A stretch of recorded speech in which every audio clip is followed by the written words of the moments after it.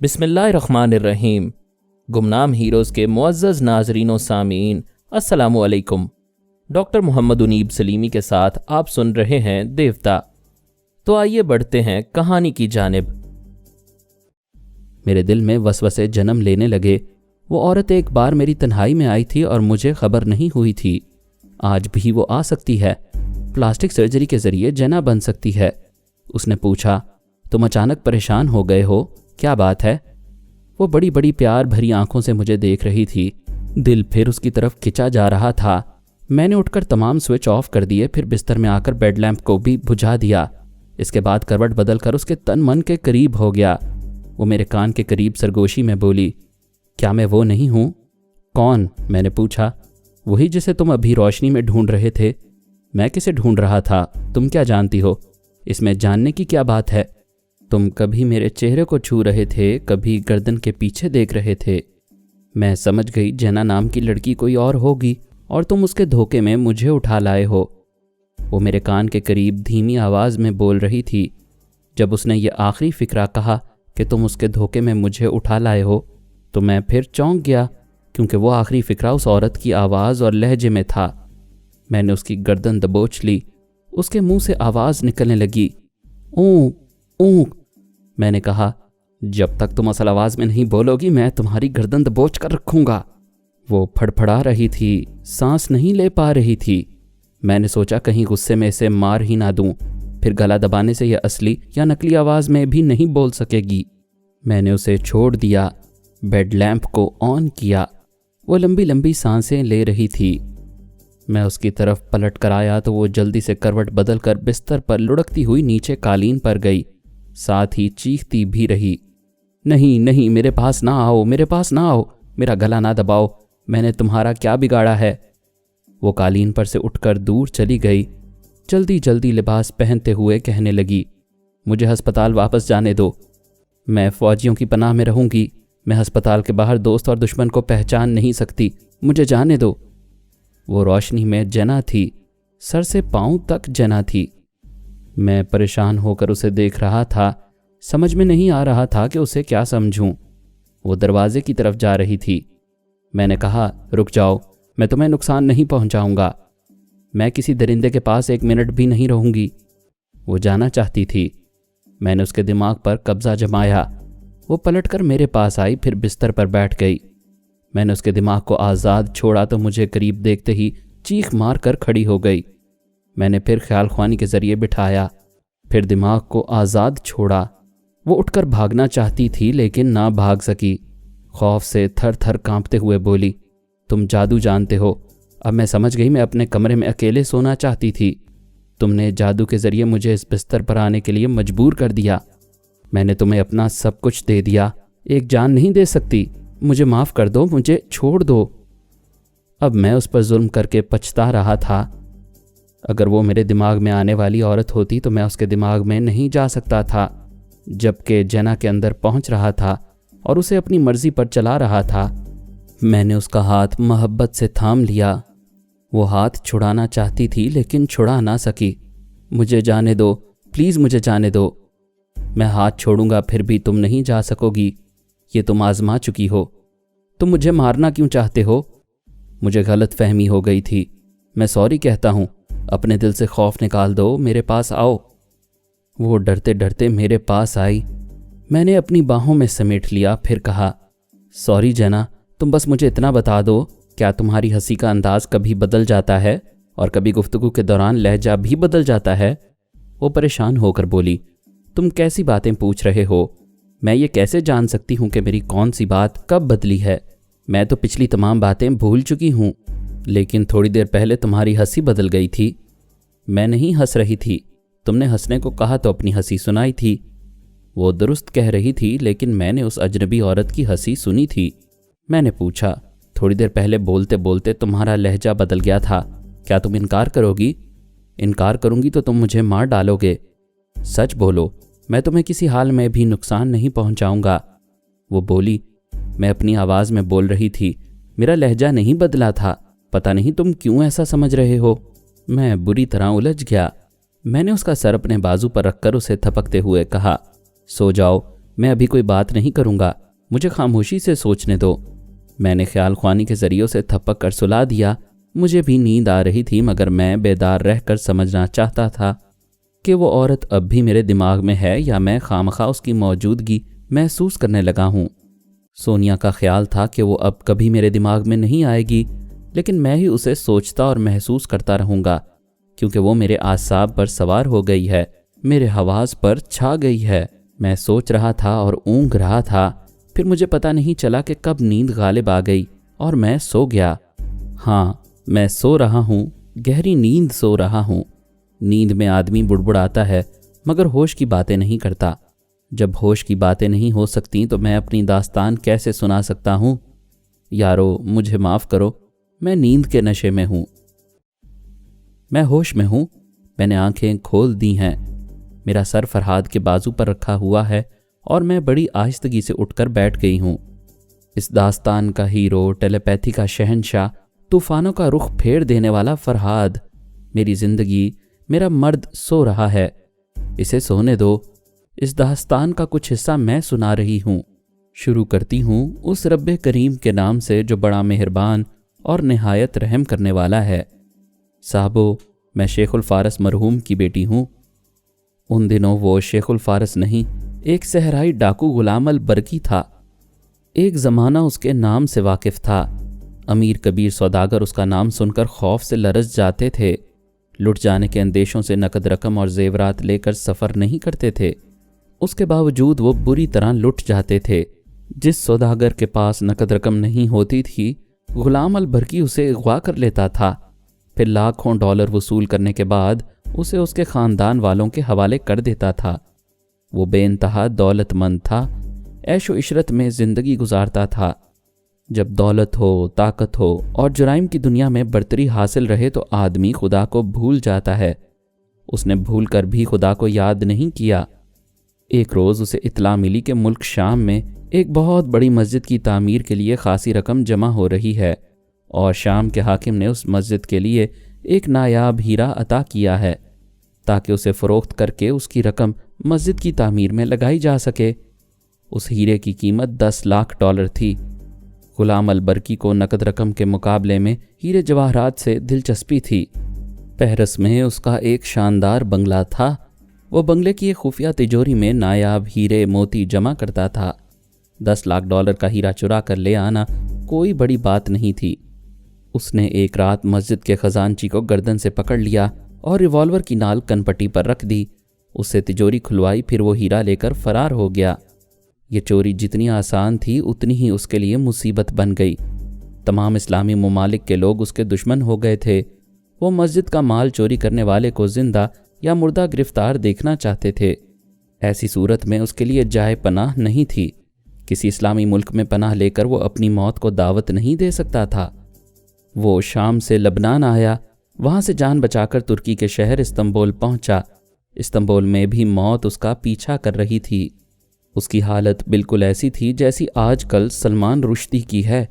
حضور پاک صلی اللہ علیہ وآلہ وسلم کی شان میں گستاخی کرنے کے بعد اس کی زندگی عذاب میں پڑ گئی ہے۔ اسلامی ممالک کے کتنے ہی مسلمان اسے قتل کرنے کے لیے ڈھونڈ رہے ہیں۔ اسکاٹ لینڈ یارڈ کی پولیس اور کافر جاسوس کافر سلمان رشدی کی رہائش بدلتے رہتے ہیں، اسے ایک جگہ سے دوسری جگہ لے جا کر چھپاتے ہیں۔ اس کا سکون غارت ہو گیا ہے، اسے نیند نہیں آتی، کھانا ہضم نہیں ہوتا، اعصابی کمزوریوں میں مبتلا رہتا ہے۔ یوں وہ آہستہ آہستہ موت کی طرف جا رہا ہے۔ اس کے مقدر میں 2 ہی طرح کی موت ہے، یا تو وہ گھل گھل کر مر جائے گا یا پھر کسی کفن بردوش مسلمان کے ہاتھوں قتل ہوگا۔ استنبول میں غلام البرکی پر قاتلانہ حملہ ہوا۔ وہ بڑی مشکلوں سے جان بچا کر دوسری پناہ گاہ میں پہنچا۔ اگر وہ ترکی کی سرحد پار کر کے یورپ پہنچ جاتا تو بڑی حد تک مصائب سے نجات حاصل کر لیتا۔ سلمان رشدی بھی ابھی تک اس لیے زندہ ہے کہ اسے عیسائی حکام اور یہودی اکابرین کی حمایت حاصل ہے۔ ہر وہ شخص جو خدا اور رسول صلی اللہ علیہ وآلہ وسلم کے خلاف بیان دیتا ہے یا اسلام کے خلاف کوئی قدم اٹھاتا ہے، اسے یورپ میں پناہ اور تحفظ حاصل ہو جاتا ہے۔ غلام البرکی کے لیے ترکی کی سرحد پار کرنا مشکل ہو گیا تھا۔ دیوان مسلمان مسجد کی امانت واپس لینے کے لیے اسے ڈھونڈتے پھر رہے تھے۔ جہاں وہ چھپا ہوا تھا वहाँ भी उसके लिए खतरा था।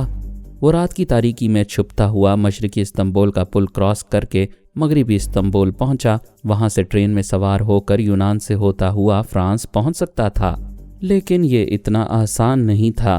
रेलवे स्टेशन पर पुलिस वाले दूर दूर तक नजर आ रहे थे। स्टेशन के करीब एक शानदार महलनुमा कोठी नजर आई। उस कोठी के आसपास ज़्यादा चहल पहल नहीं थी। वो जगह वक्ती तौर पर छुपने के लिए मुनासिब थी। गुलाम अलबरकी उसके पिछले दरवाजे से दाखिल हो गया। वहाँ अजीब मंजर दिखाई दिया। कोठी के अंदर एक भी मर्द नहीं था, सिर्फ लड़कियां नजर आ रही थीं। वो किसी की कनीज़ें थीं। पुख्ता उम्र की औरतें हाथों में राइफलें उठाए दरवाजे पर और कॉरिडोर में खड़ी हुई थीं। 2 पहरेदार औरतों ने उसे देख लिया, मगर वो अपनी जगह खड़ी रहीं। एक कनीज़ ने सामने आकर झुकते हुए सलाम किया, फिर कहा, खुशामदीद, तशरीफ़ लाएं। वो पलट कर जाने लगी। उसके लिए उसके पीछे जाने के सिवा और कोई रास्ता नहीं था। राइफल बरदार औरतें बड़ी बेरहम नजर आ रही थीं। वो कनीज़ के पीछे चलता हुआ एक बड़ी सी ख्वाबगाह में दाखिल हुआ। वो सहरा सहरा भटकने वाला डाकू था। उसने ज़िंदगी में पहली बार ऐसी शाहाना तर्ज की ख्वाबगाह देखी थी। एक बड़े से आरामदेह बिस्तर पर एक हसीन औरत क्लियोपेट्रा के अंदाज में आधी बैठी और आधी लेटी हुई थी। उसने मुस्कुरा कर कहा, खुशामदीद गुलाम अलबरकी। वो चौंक गया, परेशान होकर बोला, तुम मुझे जानती हो? तुम्हें कौन नहीं जानता? तमाम इस्लामी ममालिक के अखबारात में तुम्हारी तस्वीर शाया हो चुकी हैं। तुम्हारी गर्दन की कीमत $1,00,000 है। जो इस नायाब हीरे के साथ तुम्हारी गर्दन लाएगा उसे $2,00,000 इनाम में दिए जाएंगे। आज तक किसी डाकू को गिरफ्तार करने या कत्ल करने का इतना मुआवजा मुकर्रर नहीं हुआ। ये मुसलमान बड़े जज्बाती और जुनूनी होते हैं। मस्जिद की इमानत वापस लेने के लिए तुम्हारी बहुत ज़्यादा कीमत लगा दी है। क्या तुम मुसलमान नहीं हो? अगर होती तो तुम अभी हिरासत में होते और वो नायाब हीरा तुम्हारे लिबास के अंदर से निकलकर मेरी मुट्ठी में आ जाता। तुम कौन हो? रकासा सलवाना। तुम सहराओं में भटकने वाले मुझे नहीं जानते, वरना हर मुल्क और हर शहर के लोग मेरे दीवाने हैं। रक्स के दौरान जब मेरा अंग अंग थरकता है तो दुनिया के अमीर तरीन लोग मुझ पर नोटों की बारिश करते हैं। बड़े बड़े रईस मेरी बोली देते हैं। कोई मुझे सोने चांदी में तोलना चाहता है। कोई एक रात गुजारने के लिए मुझे किसी जजीरे का मालिक बना देना चाहता है। ऐसे में हर मगरूर और ज़िद्दी औरत बिक जाती है, लेकिन मैंने अब तक खुद को बचा रखा है। मैं अपने सितारों की चाल के मुताबिक चलती हूँ। मेरे सितारे कहते हैं कि मैं खुद को गुनाहों से बचा कर रखूँगी तो मेरी ज़िंदगी में एक मुसलमान आएगा, जिसके साथ इस दिवाजी रिश्ता कायम करके मैं उसके बच्चों की माँ बनूंगी। वो बच्चे मुझे ऐसी दौलत देंगे जो आज तक किसी ने ना पाई होगी। वो बिस्तर से उठकर उसके सामने टहल रही थी और बोल रही थी। गुलाम अलबरकी ने पूछा, क्या मैं ही वो मुसलमान हूँ? वो आहिस्ता आहिस्ता चलती हुई दरवाजे तक आई, फिर बोली, शायद तुम ही हो। अभी तुम्हारी दोनों हथेलियों के फ़ोटोग्राफ्स लिए जाएंगे, उसके बाद मैं सही नतीजे पर पहुँचूंगी। ये कहकर वो ख्वाबगाह से बाहर चली गई। दरवाज़ा बंद हो गया। वो बड़ी देर तक खड़ा सोचता रहा, कहीं मुसीबत में तो नहीं फंस गया है। फिर उसने सोचा, अगर फंस ही गया है तो निकल नहीं सकेगा। वहाँ की पहरेदार औरतों से निमटना आसान था, लेकिन बाहर बेशुमार जाने अनजाने दुश्मन थे। कहीं भी कोई मुसलमान उसे गोली का निशाना बना सकता था। फिलहाल यही पनाहगाह मुनासिब थी। वो मुसलमान होकर मुसलमानों से खौफजदा था। सलवाना जैसी काफिर हसीना के साए में ही महफूज रह सकता था। ख्वाबगाह का दरवाज़ा खुला। एक लेडी फोटोग्राफर आई। उसने गुलाम अलबरकी की दोनों हथेलियों की तस्वीर लीं, मुख्तलिफ जावियों से चेहरे के क्लोजअप लिए, फिर वो चली गई। आधे घंटे के बाद वो तस्वीरें धुलकर प्रिंट होकर सलवाना के एक प्राइवेट कमरे में पहुंच गईं। सलवाना के सामने एक बूढ़ी विच लेडी बैठी हुई थी। उसे इल्म नुजूम, क़ियाफ़ा शिनासी के अलावा काले जादू में भी महारत हासिल थी। सलवाना और विच लेडी के दरमियान बड़ी सी मेज़ पर एक शैतानी खोपड़ी रखी हुई थी। उस खोपड़ी के खुले हुए मुंह से, नाक के सुराखों से और आंखों के शिगाफ से जर्द रंग का धुआं निकल रहा था। इस धुआं से माहौल में विच लेडी अपने दीदे फैलाए कोई मंतर पढ़ रही थी। फिर वो भर्राई हुई आवाज़ में बोली, यही है, मेरा जादू कहता है यही है वो मुसलमान जिसका तुझे इंतज़ार था। मैं इसकी तस्वीरें देख रही हूँ, इसके हाथों की लकीरें देख रही हूँ। लकीरें कह रही हैं یہ ایک راستے پر چلنے والا نہیں ہے، راستہ بدل دے گا۔ جو آج ہے وہ کل نہیں رہے گا۔ اگر تو اس کے ساتھ زندگی گزارے گی تو یہ تجھے بھی بدل دے گا، تیرا مذہب بھی بدل دے گا، تجھے یہودی سے مسلمان بنا دے گا۔ سلوانہ ایک جھٹکے سے اٹھ کر کھڑی ہو گئی، حقارت سے بولی، لعنت ہے اس پر، میں اسے گولی مار دوں گی۔ پھر وہ بایاں ہاتھ بڑھا کر بولی، یہ ہاتھ دیکھ کر بتاؤ، کیا میں کبھی بدل سکتی ہوں، اپنا مذہب چھوڑ سکتی ہوں؟ وچ لیڈی نے کہا، میں کئی بار تیرا ہاتھ دیکھ چکی ہوں، تیرا ہاتھ کہتا ہے تو ضد کی پکی اور ارادے کی مضبوط ہے، تو اپنے فیصلے کبھی نہیں بدلتی۔ ادھر وہ فیصلہ بدلنے والا شخص ہے، تم دونوں کے ہاتھوں میں تضاد ہے، تم دونوں ایک دوسرے سے مختلف ہو، تمہارا ایک ساتھ گزارا نہیں ہوگا، اس کے باوجود تمہیں ایک ساتھ رہنا ہے اور بچے پیدا کرنے ہیں۔ ہاں، مجھے بچوں کے بارے میں بتاؤ، تم نے کہا تھا اس مسلمان کا چہرہ اور ہاتھ دیکھ کر تم مجھے خوشخبری سناؤ گی۔ بے شک میں نے وعدہ کیا تھا، تیرے ہاتھ سے اتنا ہی معلوم ہوا ہے کہ بچوں کے ذریعے بے انتہا دولت اور شہرت ملے گی۔ اس مسلمان کا ہاتھ کہتا ہے کہ تمہارے بچوں کو ایک ایسا غیر معمولی علم حاصل ہوگا جو دنیا میں بہت کم لوگوں کو نصیب ہوتا ہے۔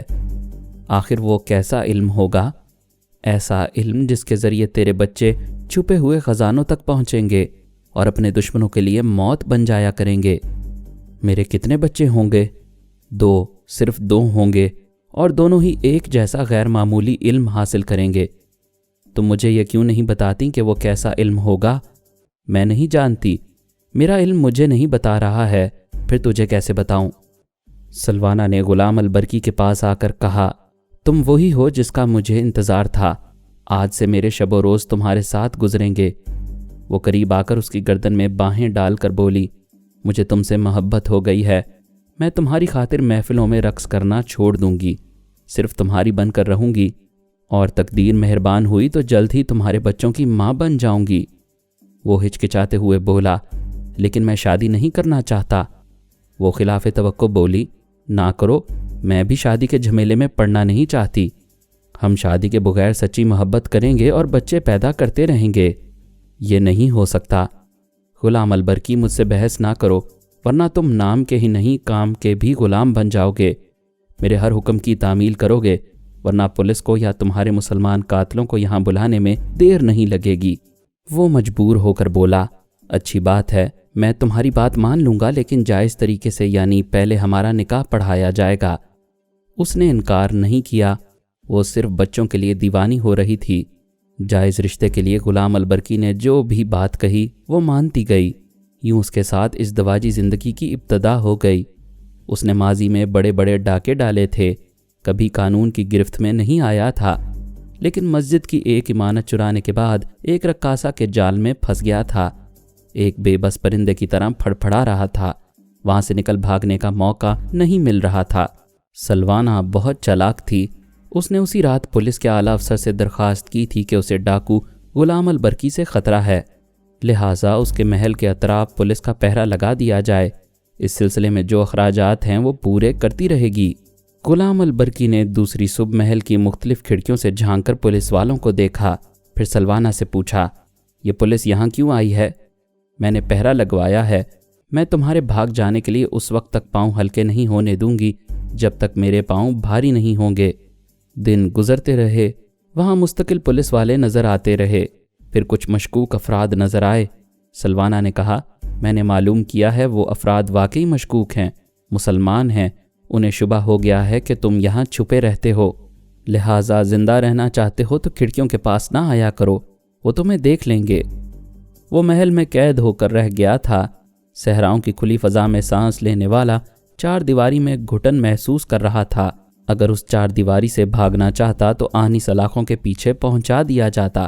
جب دن رات ایک ہی جگہ بیٹھ کر سوچنے کا موقع ملا تو یہ بات پہلی بار سمجھ میں آئی کہ اس نے مسجد کی امانت چرا کر بہت بڑا گناہ کیا ہے۔ ہر مجرم کو اپنا جرم جائز لگتا ہے، بلکہ وہ اسے جرم کہتا ہی نہیں، اسے اپنا پیشہ سمجھتا ہے۔ غلام البرکی نے پہلی بار دل ہی دل میں اپنے جرم کا اعتراف کیا۔ یہ تبدیلی کی ابتدا تھی، وہ اندر ہی اندر بدل رہا تھا، سوچ رہا تھا ملک شام واپس جا کر وہ ہیرا مسجد کی تجوری میں واپس رکھ دے گا۔ سوچتے سوچتے اور سمجھتے سمجھتے 2 ماہ گزر گئے، वो परेशान होकर सलवाना से बोला, मैं कब तक यहाँ कैद रहूँगा?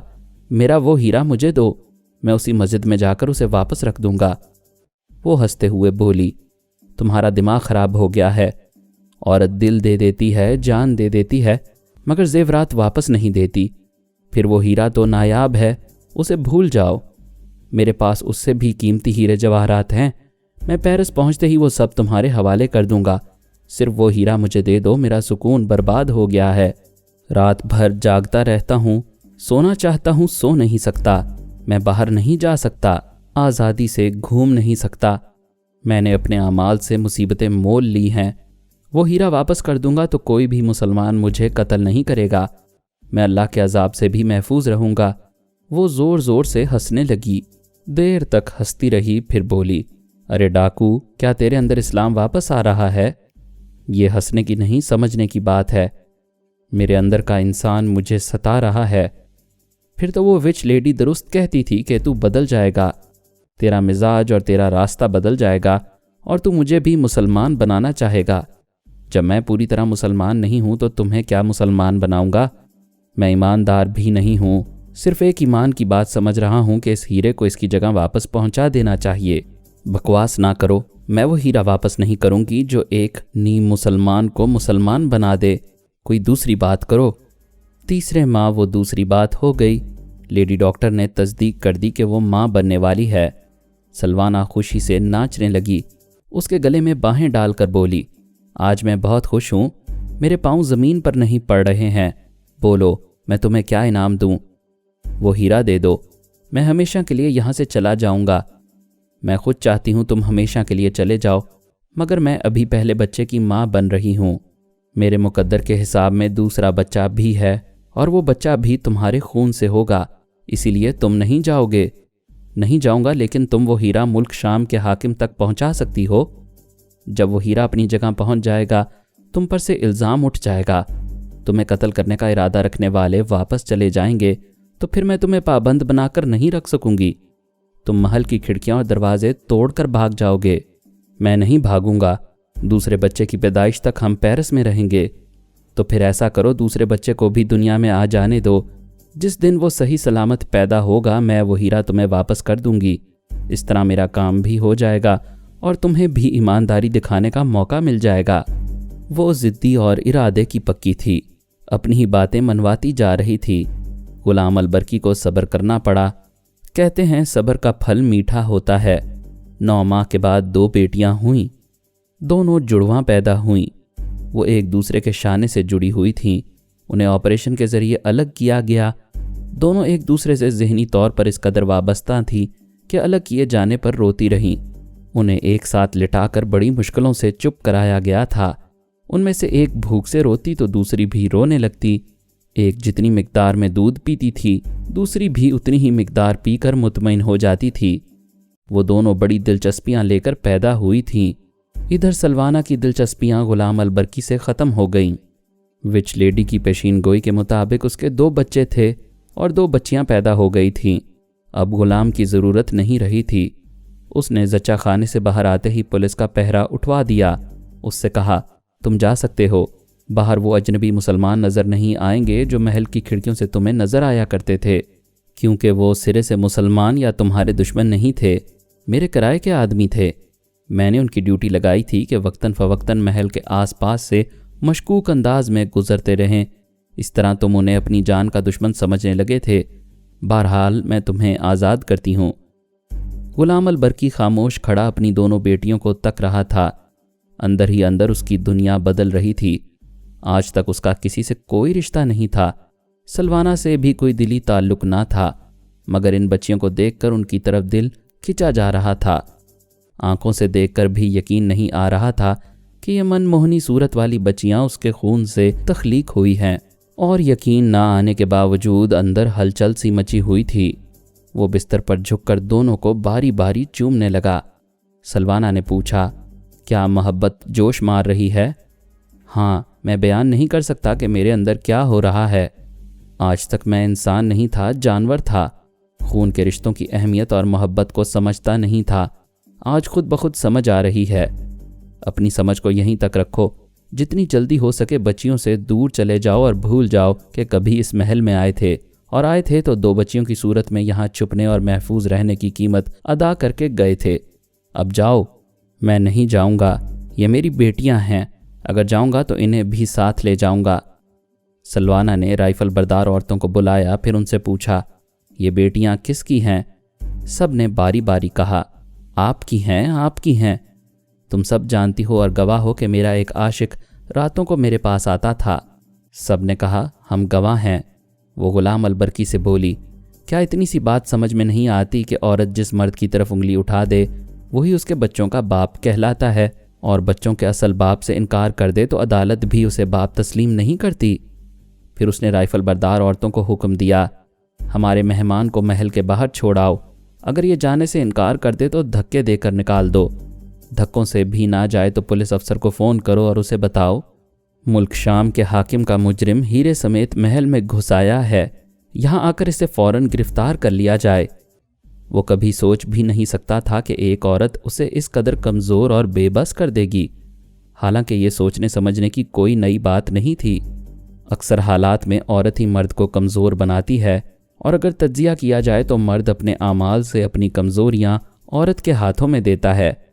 अब वो समझ रहा था कि मस्जिद की एक इमारत चुराने के बाद ही से उसकी कमज़ोरियों का आगाज़ हो चुका था और अंजाम एक औरत के हाथों से हो रहा था। वो जेल की सलाखों के पीछे जाना नहीं चाहता था, इसलिए महल से निकल आया।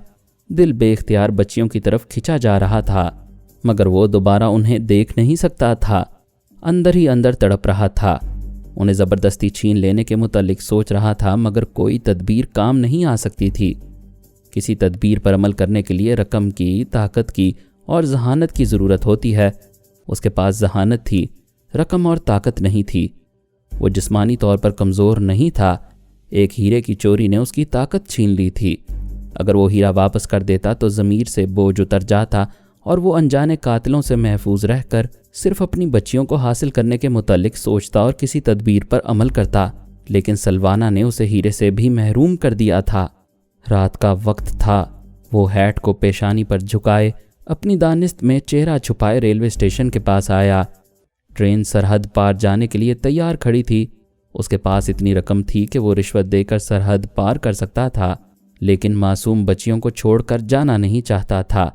एक दिल कहता था कि उसे पेरिस जाकर अपनी दौलत यहाँ मुंतकिल करा लेनी चाहिए, फिर आर्जी मेकअप के ज़रिए चेहरा बदलकर इस शहर में रिहाइश इख्तियार कर लेनी चाहिए। इसके बाद इत्मीनान से मंसूबा बनाकर अपनी बच्चियों को सलवाना से छीन कर ले जाना चाहिए। वो स्टेशन के पास किसी ऐसे दलाल को भांपता रहा जो रकम लेकर उसे सरहद पार करा दे। थोड़ी देर बाद एक दलाल नजर आया तो अचानक इरादा बदल गया। खोपड़ी घूम गई। वो एक औरत से शिकस्त खाकर और अपनी बच्चियों को हार कर नहीं जाना चाहता था। उसने चश्मे ज़दन में फैसला किया कि तख्त या तख्ता, वो अपनी बच्चियों को लेकर जाएगा या यहीं अपनी जान दे देगा। अगर दाव चल गया तो सलवाना की तिजोरी से मस्जिद की इमानत भी निकाल कर वापस कर देगा। दलाल ने पूछा, हाँ बोलो क्या काम है? कुछ नहीं। वो पलट कर जाने लगा। दलाल ने आवाज़ दी, मिस्टर तुम खामखा घबरा रहे हो, मैं पुलिस और कस्टम वालों को भी हिस्सा देता हूँ, कोई तुमसे कुछ नहीं पूछेगा। 1000 अमरीकी डॉलर में सरहद पार कर सकते हो। मैं कल रात की ट्रेन से जाना चाहता हूँ। चलो कल ही सही, मैं इसी जगह मिलूँगा। वो स्टेशन से चला आया। उसने सलवाना के महल में पूरे 11 माह गुजारे थे। इस अरसे में उसका अंदर का डाकू सो गया था।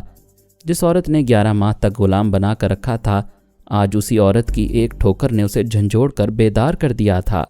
उसने एक बहुत ही थर्ड क्लास सराय में एक कमरा लिया, फिर वहाँ बैठकर पूरे महल के अंदरूनी नक्शे को जहन में ताज़ा करने लगा। एक एक बात याद आने लगी कि राइफल बरदार औरतों की ड्यूटी हर 8 घंटे के बाद बदलती है। मुसल्ला औरतों की तादाद 12 है। सलवाना उन औरतों पर एतमाद करके अपने पास कोई हथियार नहीं रखती है। अलबत्ता अलमारी के अंदर एक रिवॉल्वर रहता है।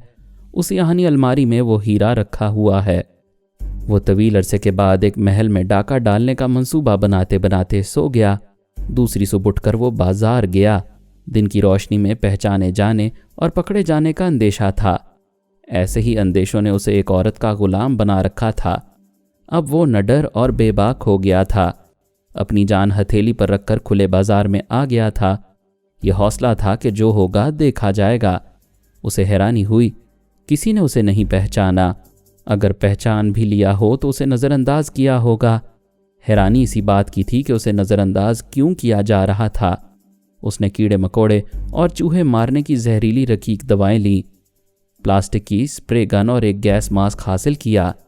دشمنوں سے نمٹنے کا تمام سامان جمع کرنے کے بعد اس نے دونوں بچیوں کے لیے دودھ کا ڈبہ، فیڈر اور گرم کپڑے وغیرہ رکھے۔ جب وہ ایک دکان سے باہر آ رہا تھا تب 3 مسلمانوں نے اسے گھیر لیا۔ ایک نے اس کا گریبان پکڑ کر جھنجھوڑتے ہوئے کہا، تو قسمت کا دھنی ہے، ہم تجھے قتل کرنے کے لیے سر سے کفن باندھ کر آئے تھے، مگر افسوس شام کے حاکم نے تیری گرفتاری اور قتل کا حکم واپس لے لیا ہے۔ اسے اپنے کانوں پر یقین نہیں آیا۔ اس نے پوچھا، کیا واقعی مجھے گرفتار نہیں کیا جائے گا؟ مجھے قتل نہیں کیا جائے گا؟ کیا تو نہیں دیکھ رہا ہے کہ میں نے تیرا گریبان پکڑ کر چھوڑ دیا ہے؟ کیا تو نے کل کے اخبار کو نہیں پڑھا ہے؟ مزید اقساط سننے کے لیے ہمارے چینل کا سبسکرائبر بنیں اور ساتھ ہی بیل آئیکن کو کلک کریں تاکہ آپ کو ہر آنے والی نئی ویڈیو کی نوٹیفیکیشن ملتی رہے۔ ہماری ویڈیوز کو لائک اور شیئر کریں اور ہمیں اپنی دعاؤں میں یاد رکھیے گا۔ ISI اور پاک آرمی زندہ باد، پاکستان پائندہ باد۔ ہم پھر ملیں گے انشاءاللہ ایک نئی قسط کے ساتھ۔ تب تک کے لیے اللہ حافظ۔